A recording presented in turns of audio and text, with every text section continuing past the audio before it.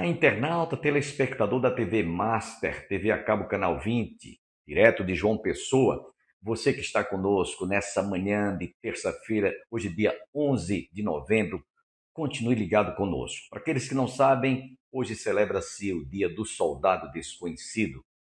São aqueles que tombaram muitas vezes e deram suas vidas para defender ou em defesa da nossa pátria. Dentro de instantes estaremos ouvindo outra vez o pastor Antônio Júnior trazendo mais uma reflexão da palavra de Deus e você ainda ouvirá a cantora Denise ao término deste programa. Continue conosco. Devo lembrar mais uma vez que está se aproximando a nossa festa de aniversário da Igreja do Calvário. No próximo sábado, dia 15, estaremos celebrando 54 anos de emancipação. Pregará na ocasião o pastor Calvino, da Igreja Presbiteriana. Contaremos com a participação do conjunto de senhoras Getsemane da Assembleia de Deus do Alto Branco. E no domingo estaremos celebrando 45 anos do conjunto coral Sarah Carley. Na ocasião pregará também o pastor Orlando, da Igreja Congregacional de Diamantina. Você não pode perder esta festa. Lembrando que o culto do sábado tem início às 19h30 e no domingo às 18 horas. Não perca, venha prestigiar conosco esta festa de aniversário. Sem perda de tempo, quero deixá-los com o pastor Antônio Júnior, dando continuidade à palavra que nós recebemos ontem.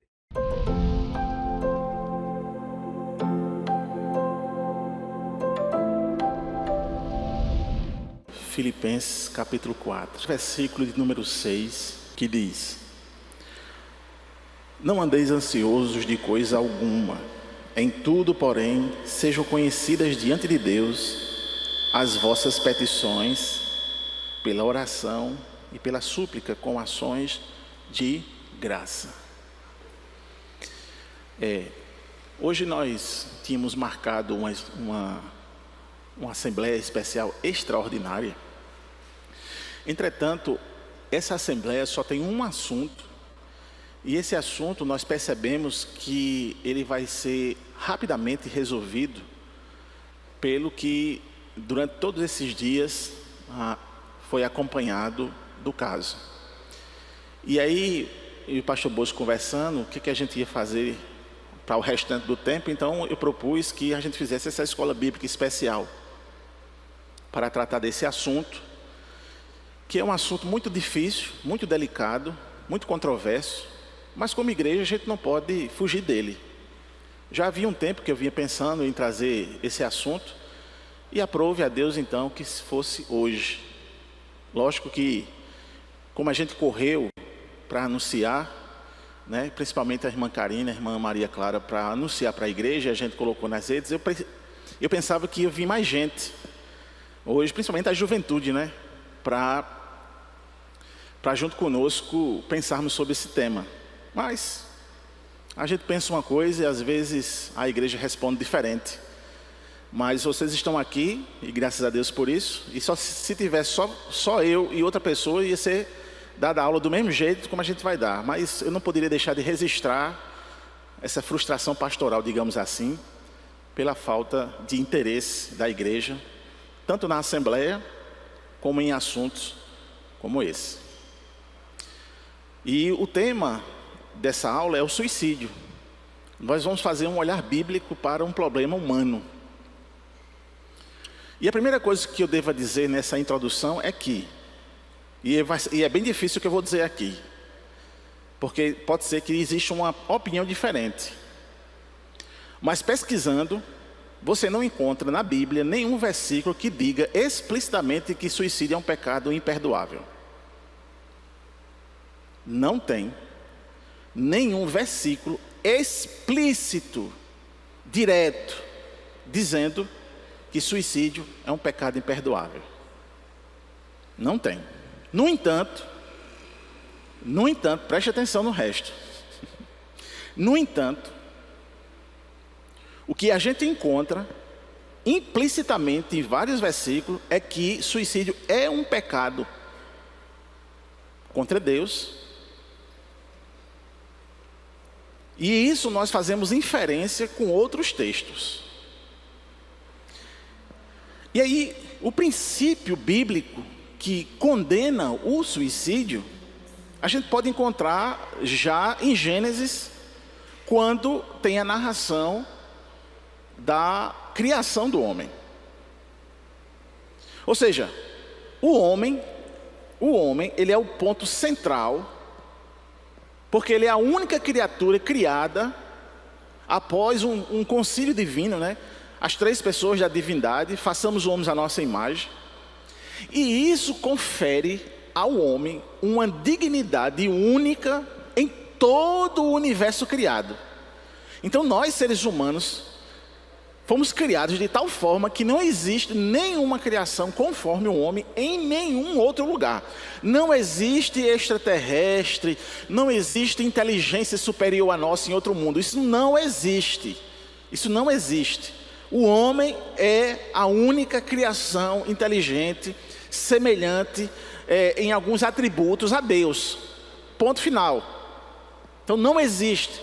Ah, mas fulano viu o ET de Varginha, fulano viu um OVNI. Ele pode ter visto o que quiser. Ele pode ter visto Cleópatra ressuscitada. Não existe vida inteligente fora do planeta Terra. Não existe outro ser como o ser humano fora do planeta Terra. Ponto. Então isso faz nos entender que a vida é um presente de Deus. Daí nós podemos entender e compreender que a vida humana, ela é sagrada. Ela é um dom de Deus, e o que fazemos com ela, prestaremos contas a Deus. Então, Deus, Ele é o único com autoridade para dar e tirar a vida. Atentar contra a própria vida é visto como uma violação a essa soberania de Deus sobre a criação. A ideia é que, mesmo que o homem tenha o poder de cometer um ato contra ele mesmo, esse ato livre contra ele mesmo, mas não há nenhum registro autorizando ele a fazer isso. Não há nenhum texto bíblico autorizando que um homem fizesse isso, em detrimento às suas dores. Por isso que eu disse que é difícil, porque alguém pode argumentar, mas você não sabe, você não passou. Tudo bem, talvez não tenha passado, é por isso que eu estou aqui. Não estou desfazendo, nem vou desfazer de quem já fez ou de quem pensou em fazer. Mas o fato é que nós não encontramos autorização bíblica para esse ato. E aí, quando nós vamos olhar um pouco mais sobre o ser humano, né? Essa composição da unidade do ser humano, ou seja, o homem é feito de uma parte material e uma parte imaterial, corpo, alma, espírito.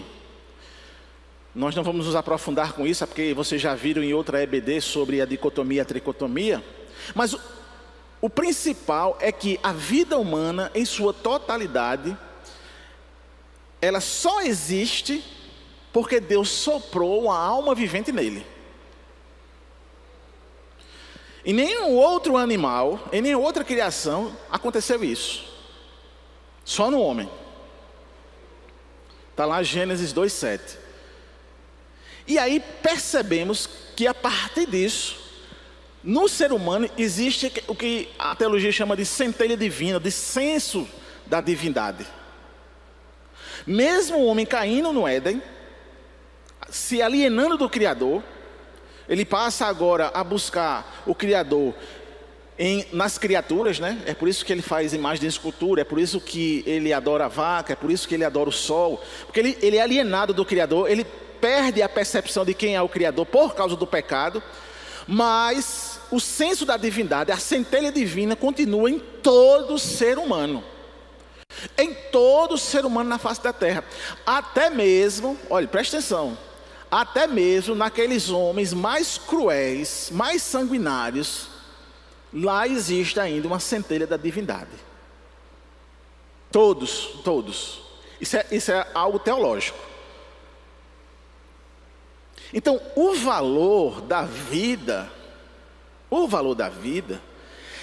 é um valor que eu posso dizer com essa palavra, é um valor sagrado, por causa dessa imagem essencial. O fato de ser humano, de ser uma criatura moral e racional, mesmo que caída, é a base da sua dignidade.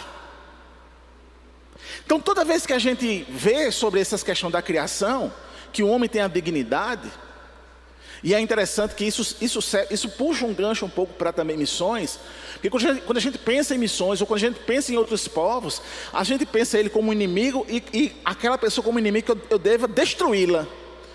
Então, esse pensamento, ele tem que ser contido, porque o que deve ser destruído é aquele que quer lhe destruir. O que a gente conhece na lei brasileira como autodefesa. Você vai se defender, consequentemente você tem a autoridade de, antes de ser você, ser aquela outra pessoa. Fora isso, você não tem nenhuma prerrogativa para matar. Não há nenhuma autorização divina para matar as outras pessoas por matar. Nada, zero. Não existe. Então, se a vida ela é algo sagrado, é algo inegociável e se aplica a todos os seres humanos, porque todos, sem exceção, carregam a imagem de Deus, mesmo distorcida pelo pecado, e isso inclui isso inclui o embrião, o feto, porque ele é uma pessoa. Se pudéssemos chegar no feto e dizer assim, olhe, a sua mãe foi violentada, ela está rejeitando você quer nascer? Eu duvido que se fosse com você disse, não quer nascer não.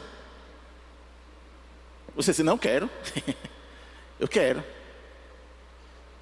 Então não há nenhum direito de você querer matar uma vida no útero. Isso é abjeto. Isso é uma violência. Isso é um pecado repugnante. Matar alguém, seja ele fora do ventre ou dentro do ventre. Por quê? Porque o ser humano é digno, é a imagem essencial, é sagrado. A vida é um dom de Deus. Então, o valor sagrado da vida, ele é inegociável, se aplicando então a todos os seres humanos, sem exceção. O valor da vida humana não depende de suas capacidades ou funções, mas do fato de ser a imagem de Deus. Eu vou repetir. O valor da vida humana não depende de suas capacidades ou funções, mas do fato de ser imagem de Deus. É tanto que um ser humano que, por exemplo, esteja vegetando, você não tem o direito de matá-lo.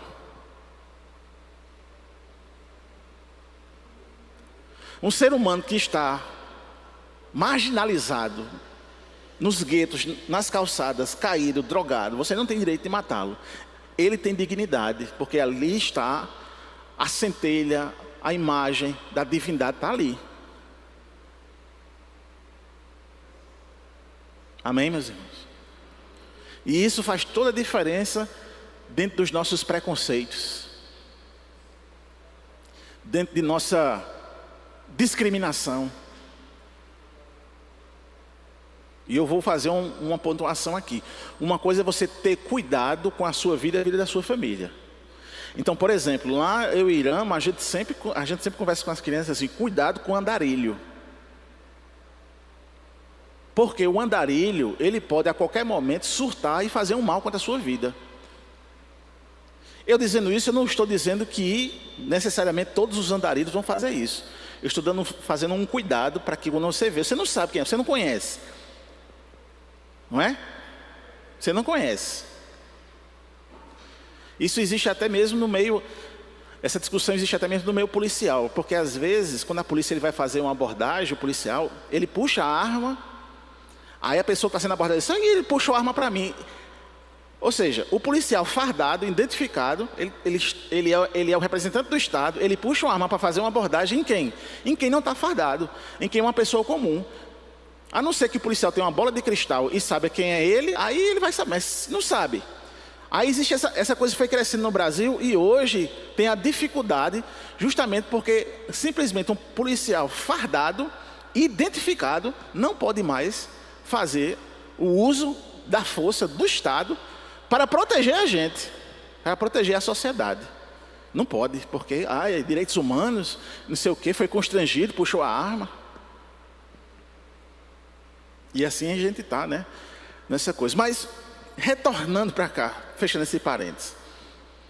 Para entendimento sobre o suicídio e do pecado do suicídio,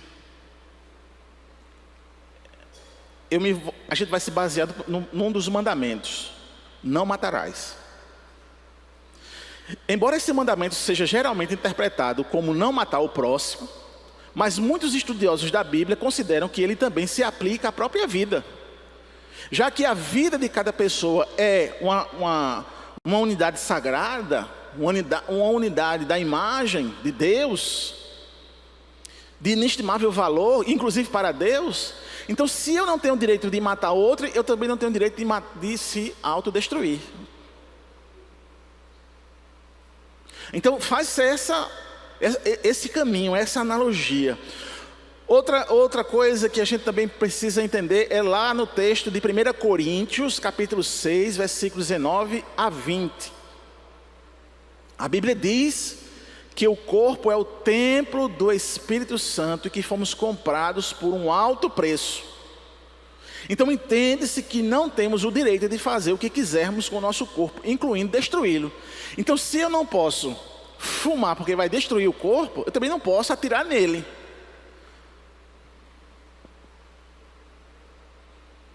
Então se percorre essa ideia, né, com esse texto de 1 Coríntios capítulo 6, 19 a 20.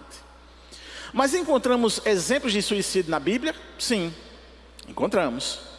Entretanto, nesses exemplos não se fala o que foi que aconteceu depois. Por exemplo, Saul, 1 Samuel 31:4.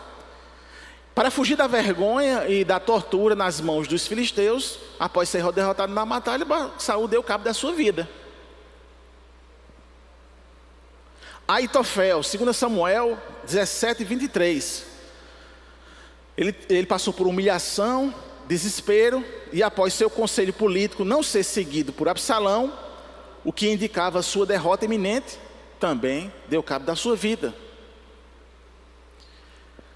Zirim, 1 Reis 16:18. Ele teve uma derrota política, e após ser cercado, ele incendiou o palácio sobre si mesmo, para evitar ser capturado. Então você tem as motivações, mas você não tem o desfecho de onde para aquelas almas foram. O texto não deixa claro. O clássico é Judas Iscariotes, Mateus 27:5. Remorso, culpa, após trair Jesus, em seu desespero ele se enforcou. Mas também não diz o que aconteceu. Sansão, outro clássico, Juízes 16:30. E aqui esse caso é um caso muito complexo. Muito complexo. Toda vez que você passa por Sansão, lê Sansão, ouve sobre a história de Sansão, você, rapaz, e agora? E aqui? O que é que aconteceu? Porque ele se utilizou de uma coisa que era a missão dele. A missão dele. Ele causou a sua morte, mas também a morte dos seus inimigos. E teólogos geralmente o veem como um ato de sacrifício. e não puramente suicida, visto que Deus usou a sua ação. Aí por isso que aqui é difícil, é muito difícil. Porque você pode dar legalidade a quem pensa em fazer um ato contra a sua própria vida, mas também você vai para o outro lado de condenar Sansão, se você não sabe o que foi que aconteceu, ou como Deus lidou com essa ação de Sansão. O fato é que eu penso que se Deus não deixou claro, é para a gente então não querer ir além daquilo que está revelado. E é uma coisa também que tranquiliza o nosso coração, ou deveria tranquilizar o nosso coração. O que Deus não revelou, sossega teu coração. Não vai querer ir além. Porque toda vez que a gente vai além, é uma receita para heresia e um bolo de seita. E eu não quero ir nem para heresia e nem ir para seita. E ter muito cuidado. E aí, muitas vezes, dando aula no seminário, eu sou muito sincero. Gente, eu não sei esse texto. Eu não sei o que quer dizer. Porque tem a sensação de que o professor tem que saber de tudo, né? Só quem sabe de tudo é Deus. Só quem entende os mistérios dele é Ele. O que cabe a nós é entender a revelação suficiente para a nossa salvação.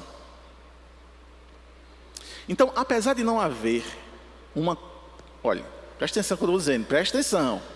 Apesar de não haver uma condenação direta, a Bíblia relata de casos de suicídio de forma negativa, mostrando-os como resultado do desespero, da culpa ou da derrota. Fato.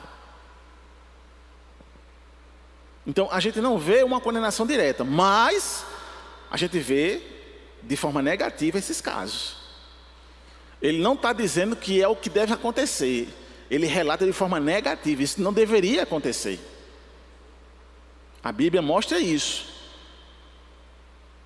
Está mostrando o resultado de desespero. O desespero é bom? Não. Está mostrando o resultado de culpa. A culpa é boa? Não. Está mostrando o resultado da derrota. É boa? Não. Então é negativo.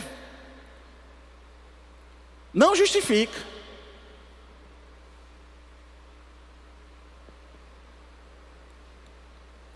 Então, para abordar o destino de quem comete suicídio, é preciso ir além da condenação do ato em si e analisar a natureza da salvação e da soberania de Deus e da condição humana. Então, antes que a gente faça um julgamento do destino de quem comete suicídio, a gente precisa, de fato, olhar para a natureza da salvação, para a soberania de Deus e para a condição humana. Então, a Bíblia, como eu já disse no início, ela não oferece uma passagem explícita que diga que aquele que cometeu suicídio está condenado. E o debate vai se resolver, penso eu, olhando para as grandes doutrinas da fé. Então, a primeira coisa,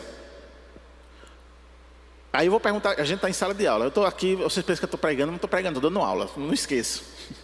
Então deixa eu fazer uma pergunta. Qual é o pecado imperdoável? O pastor do bolso pode responder não. É só esse? É só esse? Não tenha medo não. A blasfêmia contra o Espírito Santo é o único pecado relatado nas Escrituras que não tem perdão. Pode dizer, não tenha medo não.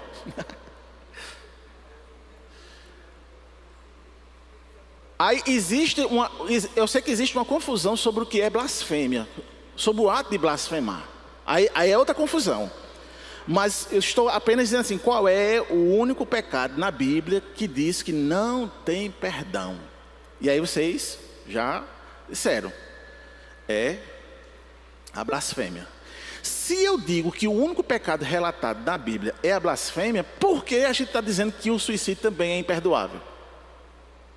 Eu estou fazendo um jogo de raciocínio, irmãos, certo? Amém? Entenderam? Raciocínio. Se eu digo que só tem um pecado, e está explicitamente na Bíblia, então eu não posso dizer que existe um segundo. Se eu não posso dizer que existe um segundo, então eu não posso considerar ele como pecado imperdoável. O suicídio.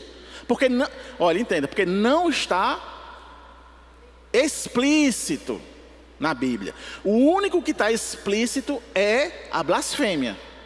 Vamos ficar devendo a continuidade e a conclusão desta palavra ministrada pelo pastor Antônio Júnior. Só tenho que agradecer a sua compreensão. Nós vamos encerrar o nosso programa ouvindo esta belíssima música interpretada pela cantora Denise. E até amanhã, se Deus quiser. Se você souber, canta comigo. Em espírito e em verdade te adoramos, Senhor, te adoramos. Em espírito e em verdade te adoramos, Pai, te adoramos. Aqui, igreja. Rei dos reis e Senhor, te entregamos nosso viver. Rei dos reis e Senhor, te entregamos nosso viver. Pra quê? Pra te adorar, ó Rei dos reis. Foi que eu nasci, ó Rei Jesus. Meu prazer é te louvar, meu prazer é estar nos átrios do Senhor. Meu prazer é viver aonde? Na casa de Deus, onde flui o amor. Sim, Pai. Em espírito e em verdade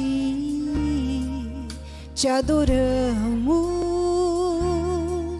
te adoramos. Em espírito e em verdade te adoramos, te adoramos ao Rei, Rei dos reis e Senhor, te entregamos nosso viver. Rei dos reis e Senhor, te entregamos nosso viver pra te adorar, ó Rei dos reis. Foi que eu nasci, ó Rei Jesus. Meu prazer é te louvar, meu prazer é estar nos átrios do Senhor. Meu prazer é viver na casa de Deus. Somos nós, onde flui o amor,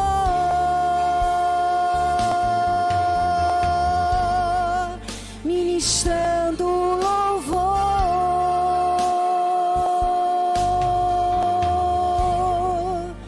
Onde flui